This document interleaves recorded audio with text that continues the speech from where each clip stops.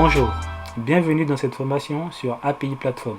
Je suis Jonathan, développeur PHP et Symfony et je vais voir ensemble avec vous comment mettre en place API Platform dans nos différents projets.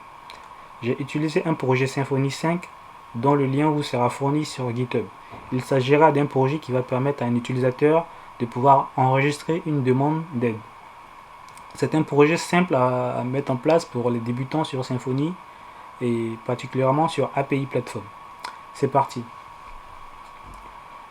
Là, nous aurons la source de notre projet sur GitHub que j'ai déjà cloné. J'ai récupéré la source sur mon éditeur de test Postman. Pour installer API Platform, il nous s'agira juste de faire un composer rec API à la racine de notre projet, ce qui va installer tous les composants de API Platform dans notre projet. Une fois API Platform est lancé, je vais lancer mon serveur Symfony sur le port 9400. Je rentre mon port et je le lance. Nous avons la page d'accueil de Symfony qui nous dit on est dans notre projet. Comment ça va fonctionner avec API Platform? Je vais dans mon éditeur de texte. Je vais vous montrer la configuration de API Platform dans un projet Symfony.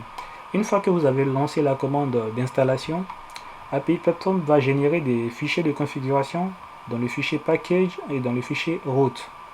Dans le fichier package, config package, nous avons API Platform YAML.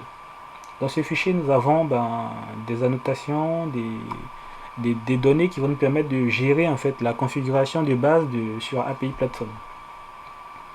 Par la suite, nous aurons dans les routes API Platform aussi, qui va nous permettre de pouvoir gérer les routes par défaut que nous voulons sur notre application. Donc là, nous avons, quand nous regardons dans le code, je le résume toujours, nous avons /API, ce qui veut dire que là, si nous marquons /API, nous allons tomber sur une légère documentation sur notre projet mis en place. Là, on n'a aucune configuration en fait, c'est pourquoi nous n'avons rien en fait. Je vais me situer dans le projet SRC et dans les entités. Nous avons 3 entités.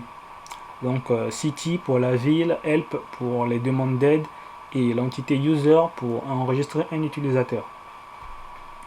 On va commencer par l'utilisateur. Voilà. Et on va commencer immédiatement. Pour configurer API Platform sur notre entité User, il va nous falloir mettre la notation @API Resource.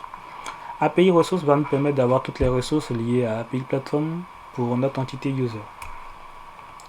J'enregistre et je retourne sur ma page de documentation avec la route /API. Ok. Une fois notre route est prête, nous verrons un peu toutes les opérations possibles sur notre entité user. Donc nous pouvons faire une méthode get, nous pouvons interroger une méthode get avec un identifiant spécifique pour avoir un user spécifique. Nous avons la méthode delete, nous avons la méthode put et patch. Donc toutes les opérations possibles sont appliquées sur notre entité user. Il est possible de modifier ce comportement à l'intérieur de notre annotation. Donc je retourne dans le code et je reviens là dans notre API Ressource. Dans notre API Ressource, nous allons enregistrer certaines configurations qui vont nous faire changer le comportement de notre API. Mais avant ça, nous allons tester pour voir si notre API fonctionne bien. J'ai pour habitude d'utiliser Insomnia comme client pour interroger mes requêtes. Donc là, notre route, ça sera localhost avec le port 9400 API/user. Si je lance cette requête, il nous retourne une liste en JSON avec la liste de tous les utilisateurs enregistrés dans notre base de données. Donc avant de démarrer votre projet, il faut que votre base de données soit bien démarrée, que la commande sur Symfony est bien synchroniser les données, donc avec un composer schéma update, et que tout soit vraiment bien opérationnel. Ok, donc note là, nos données fonctionnent, on retourne là. Il y a ce qu'on appelle la collection opération et item opération. Ce sont des tableaux qui vont nous permettre d'enregistrer différentes opérations. Ces opérations, ça sera les méthodes classiques que vous voyez. Donc get, put, post, delete, patch, voilà. Donc là, nous, qu'est-ce qu'on va faire en premier? On aura la méthode collection opérateur, je mets point, une virgule. On aura item opération. Nous aurons ces deux méthodes là. Je les enregistre, je reviens là et j'actualise ma documentation. Donc là, vous voyez qu'on n'a aucune opération spécifique, parce que là maintenant, c'est à nous maintenant d'autoriser les opérations que nous voulons sur le comportement de notre entité user. Donc comment ça va fonctionner ici pour notre entité item opération? Ici, je vais venir dire que j'autorise en fait la méthode get. Donc, j'autorise la méthode get. Je ne vais pas mettre d'access control ou de propriétés classiques. Là, pour l'instant, on aura juste une méthode get autorisée dans notre item opération. Donc, l'item opération, ça sera vraiment lié à notre entité user. Je relance la page et voilà. Vu que nous avons autorisé uniquement que la méthode get, nous avons uniquement la méthode get. Ce qui fait que on n'a plus de fonctionnement avec un input, un delete ou un post, parce qu'on n'a pas autorisé ça sur l'action sur notre entité user. Donc là, nous, on va rajouter en plus de la méthode get certaines méthodes spécifiques. Donc là, je fais un copier-coller pour aller rapidement. Et là, on va dire qu'on rajoute la méthode put et delete. Donc là, j'enregistre à nouveau. Je réactualise la page. Et voilà. Du coup, là, nous avons les méthodes get, put et delete qui fonctionnent à nouveau, parce que nous les avons autorisés dans notre configuration.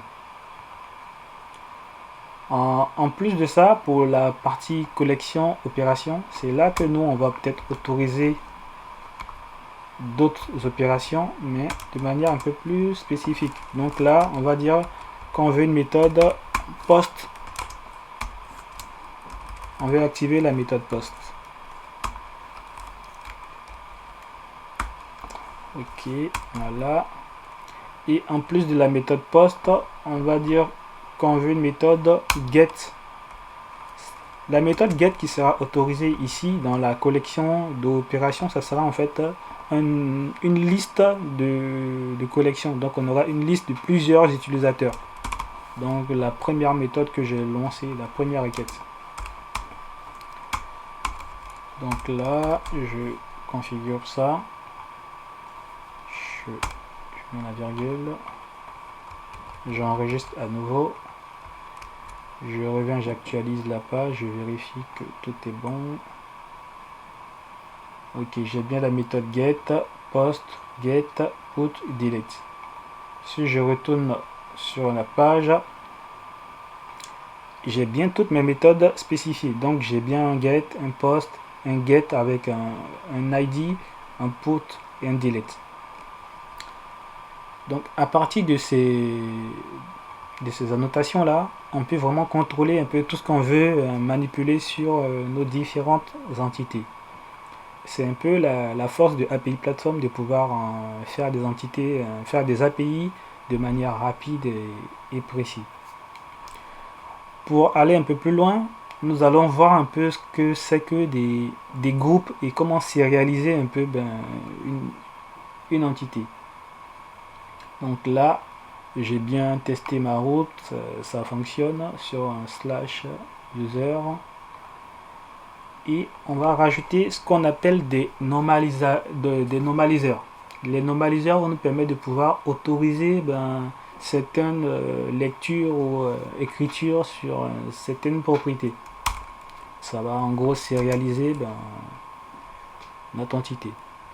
Donc on aura normaliseur contexte et celui qui va nous permettre de pouvoir gérer les écritures sera la dénormalisation contexte. Une fois qu'on a ça, on peut rajouter certains groupes à l'intérieur. Donc là, moi je vais dire, je veux un groupe,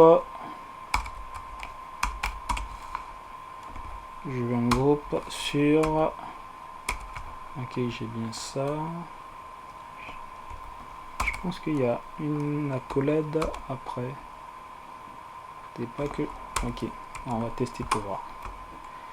Je veux un groupe qui va s'appeler du user. Je peux donner le nom que je veux à mon groupe. Je le mets dans une accolade. Voilà, là je pense que c'est bon. Mon groupe user, je vais mettre un 2.1 read. Et je vais faire un deuxième groupe. Je vais plus retaper tout ça. Je fais copier, coller. Et je vais faire, pour la dénormalisation, je vais faire un groupe user, mais au lieu de read, je vais mettre write. Ce qui va faire que je pourrais spécifier des groupes sur certaines propriétés de mon entité et appliquer ces groupes-là pour qu'ils soient visibles dans certains cas ou d'autres. Comment ça va fonctionner avec les groupes? C'est parti. Voilà.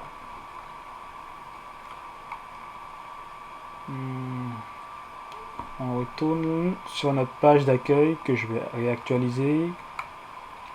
Et vu que j'ai spécifié certains groupes, je peux maintenant les... Je crois que j'ai fait une erreur quelque part. Dénormalisation contexte, commit file.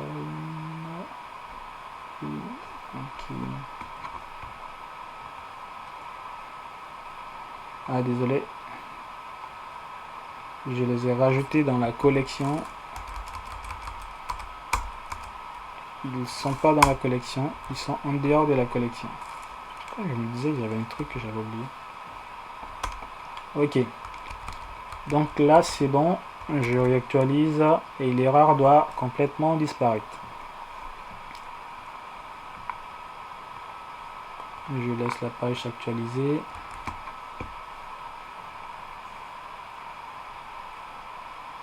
Ok. Donc là, c'est bon. Tout fonctionne à nouveau. On a ajouté des contextes sur la normalisation et la dénormalisation. À quoi ça va me servir en fait de spécifier ça? Souvent quand on fait un retour d'une entité, disons là, on aura notre entité user. Donc on va taper sur l'endpoint get /1. Je vérifie pour voir si c'est le bon. Donc ça sera sur cet endpoint là. Donc on aura /API /user avec l'identifiant. Je retourne sur Insomnia. Et là, j'ai bien API user /1. Si je lance cette requête là, j'ai bien les informations de l'utilisateur, mais j'ai pas toutes les informations. C'est dû à quoi? C'est dû à la normalisation et à la dénormalisation. Donc vu que j'ai spécifié des groupes, je dois les réappliquer sur les entités que je veux afficher. Donc là, sur par exemple l'idée, je peux faire peut-être un groupe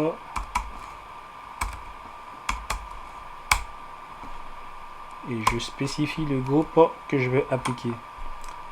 Quel groupe j'ai spécifié? J'ai créé un groupe user read. Donc je copie-colle ce groupe là sur cet identifiant là. Je peux rajouter plusieurs groupes, donc c'est possible de faire ça. Donc en plus du read, je veux faire un write, donc pouvoir modifier, mais ce qu'il ne faut pas autoriser en général sur une entité de type ID. Donc pour l'identifiant, on ne va pas autoriser la modification. J'enregistre à nouveau. Ça ne sert à rien d'actualiser la documentation, il faut juste tester en fait directement. Donc là, je relance ma requête.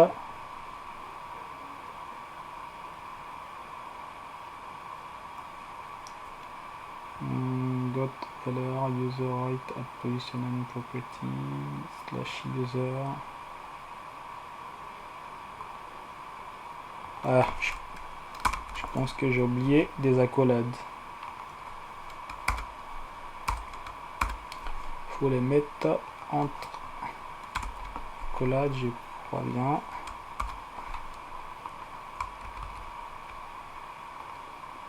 Je relance.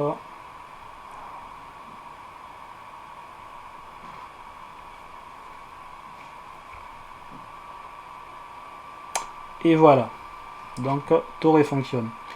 Donc dans ce cas là, vu que j'ai actualisé, j'ai appliqué mon groupe sur la propriété username, je peux voir mon username dans ma requête maintenant. Du coup c'est sympa de pouvoir utiliser certains groupes dans nos entités. Donc là je rajoute le groupe sur l'email, je rajoute le groupe sur le mot de passe. Non, j'ai pas besoin, je pense oui. Sur le mot de passe, je peux dire, au lieu de rajouter simplement la lecture, je veux juste faire l'écriture. Donc pouvoir modifier un mot de passe simplement, mais ne pas l'afficher dans le retour. Parce que ça sert à rien en fait. Vu qu'on va le traiter à la vérification, donc pendant la connexion. Ok, donc j'ai seulement que ces trois entités là. Et je relance maintenant ma requête. Et dans ce cas là, on n'aura que l'email en plus. Donc là, au retour, on aura l'ID, le username et l'adresse email de la personne. Donc voilà un peu, de manière un peu plus classique, comment on va utiliser API Platform. Après, il y a certains qui sont plus habitués à manipuler la notation YAML, donc c'est possible de faire ces mêmes choses en YAML. Moi, je préfère un peu plus la notation en annotation que le YAML, donc je pars sur cette base-là. Donc, qu'est-ce qu'on va faire? Vu qu'on a trois entités, on va faire pareil. Du coup, je ne veux pas me fatiguer, je fais copier-coller. Je le rajoute dans ma table helper.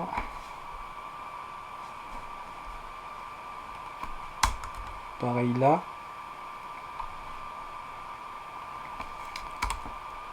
Là, je rajoute mon API ressources et je change le groupe ici que je veux appeler comme le nom de mon entité. Donc, j'aurai un help en write et help write. Donc, j'aurai le read et le write. Ok. Et je fais pareil sur mon entité city. Donc là, j'aurai mes city. Donc j'aurai la city read et la city write. Ok. Donc là, si je réactualise, il doit me retrouver maintenant toutes mes entités sur lesquelles j'ai appliqué mes annotations API ressources. Donc c'est un peu comme ça que va fonctionner un API Platform lorsque vous allez enregistrer vos modifications. Donc là, quand on regarde, j'ai bien mon entité help, user et city avec toutes les modifications possibles. Vu que j'ai autorisé un get, input, un delete. Et en bas, on a ce qu'on appelle le schéma. Donc, vu qu'on a rajouté des groupes, le schéma va s'appliquer à certains groupes. Donc ici, en read, on n'a rien. En city, on n'a pas de retour. C'est plus le schéma de l'entité user sur lequel on aura plus de précision. Donc ici, en lecture, on dit qu'on a en lecture l'identifiant, le username et l'email. Mais en écriture, ici, on peut modifier que le username, l'adresse email et le mot de passe. Je ne sais pas si vous voyez. Je zoome. Voilà. Donc voilà un peu ce qui va nous permettre de gérer avec les groupes. Donc c'est très important de connaître ça. Parce que souvent dans certains cas, c'est bien de savoir qu'il faut appliquer ça. On va s'arrêter à cette partie-là. Et dans la prochaine vidéo, nous allons voir un peu comment rajouter des méthodes custom sur une entité user. C'est-à-dire pouvoir rajouter une propre action avec notre propre route à l'intérieur de notre méthode de manière, on va dire, avec les bonnes pratiques. Et dans la prochaine vidéo, voir comment intégrer JWT avec API Platform. Je vous remercie d'avoir suivi cette vidéo et à bientôt.